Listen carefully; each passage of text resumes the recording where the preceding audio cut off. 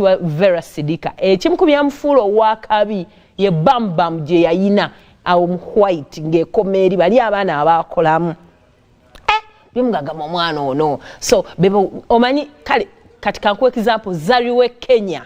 yoyo Vera Sidika nga yabala yakula naawula neera nga omanyi tukeera ku macha ugenda olaba ng'omwana Juliani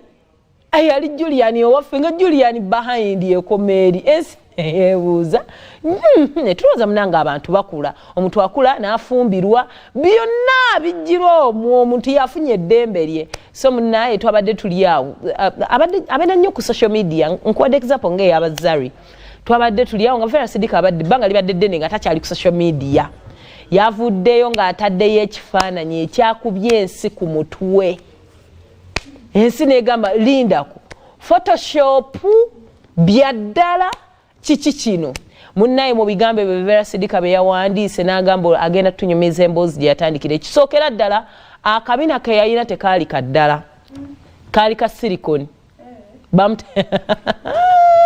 va ku buno obwambale bwe tugula ewamulangira nedda baaba kali bakuoperatinga ne bakuteekamu ebintu bibanga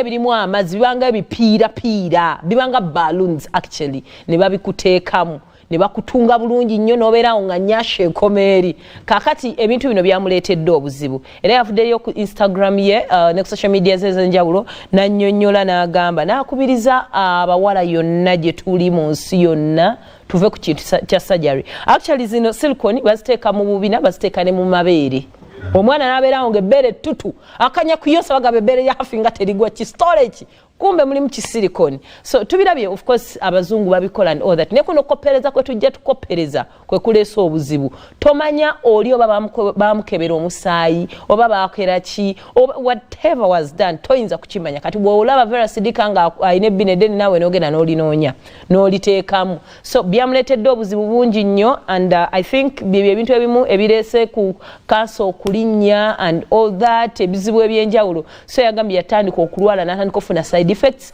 era naddayo ku surgery n'agamba munzijje mu silicone eyali owebbina eddene n'asalawo n'afuuka muserebende naye social media yabadde so harsh because abantu abasinga bamwagala lwakabina akali abnormal nga bagamba naye omwana ono muganda wa Station Mayanja muganda wa Catherine kusaasira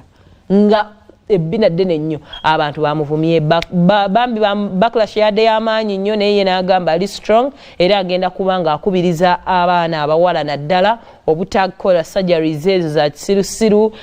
beera kikyoli weeyagale nga bw'oli ensi ekwagale nga bw'oli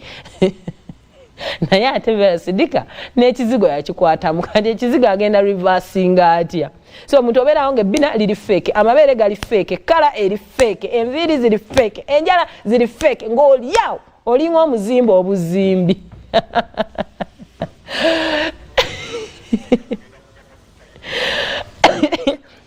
naye ekya Vera Sidika bane comments bw'obanga oli muntu ayagala nnyo controversy ya social media osobola okugendako n'olaba nsi kyemukoze anti boss twakwagala oyina akabina ono tetugenda mwagala I am unfollowing you instantly so eri